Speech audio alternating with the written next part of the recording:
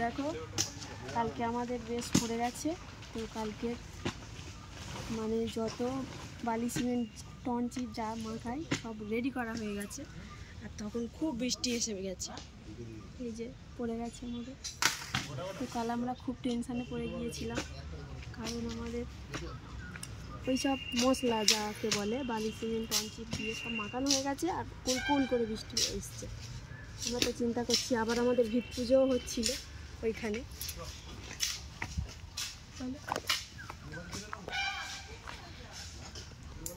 এখানে পুজো হয়েছে কালকের, ওই যে বাঁশ দিয়ে এটা আমাদের পুজো করতে হয়, তো এটা করা হচ্ছে।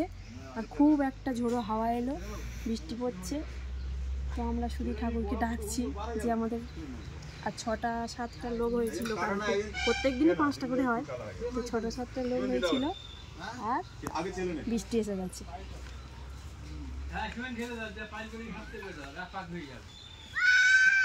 তারপর আবার কিছুক্ষণ পর আবার বৃষ্টিটা মানে ভিজে ভিজে সবাই কাজ করছিল, কাজ করার পর তারপর আবার থেমে গেল বৃষ্টিটা। আজকের ফের ওই বালি পড়েছে, ফের ওই মানে এইগুলো গাঁথা হবে ইট দিয়ে, বালি সিমেন্ট দিয়ে মাখিয়ে এইগুলো গর্ত আছে, এগুলো ফের মাখানো হবে, মানে মাখিয়ে গাঁথবে ইট দিয়ে।